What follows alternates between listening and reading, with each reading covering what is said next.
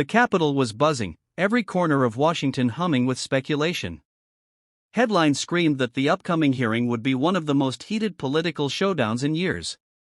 Alexandria Ocasio-Cortez, a rising star of the Democratic Party, was set to challenge Senator John Kennedy on live television over a new economic package that many argued could change the future of America.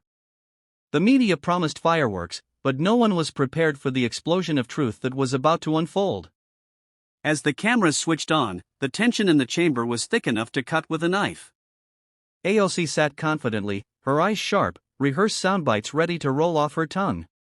Around her, fellow Democrats leaned in with smirks, already anticipating the moment she would dismantle the Southern senator known for his homespun wit.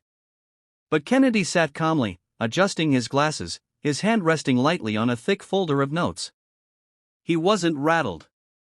He wasn't even preparing a defense. He was preparing an ambush, not with insults, but with cold, undeniable facts. The hearing began, and AOC wasted no time. With fiery passion, she laid out her argument, painting Kennedy and his allies as obstacles to progress.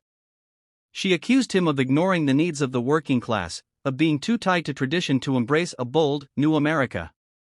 Her words rang through the chamber like thunder, and the crowd of reporters scribbled furiously, already preparing their headlines. For a moment, it looked as though she had the upper hand. But Kennedy waited. He let her finish, even nodding respectfully as if he were a student listening to a lecture. And then, with that unmistakable Louisiana drawl, he began. "Congresswoman," he said, his tone polite but firm, "what you just gave us was a speech.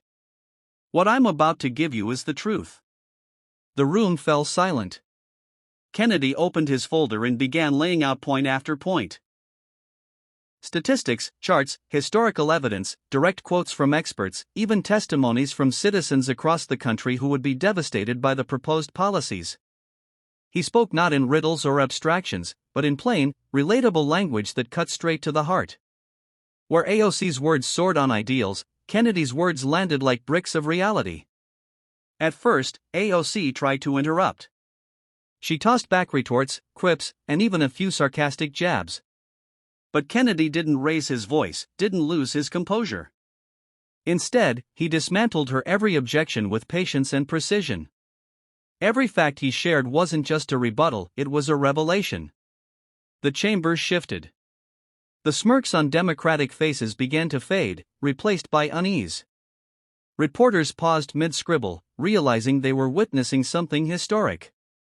And then came the turning point. Kennedy leaned forward, his voice quiet but piercing. "Congresswoman, the problem with your plan isn't your heart. I believe you care deeply about people. The problem is your math. You cannot promise paradise.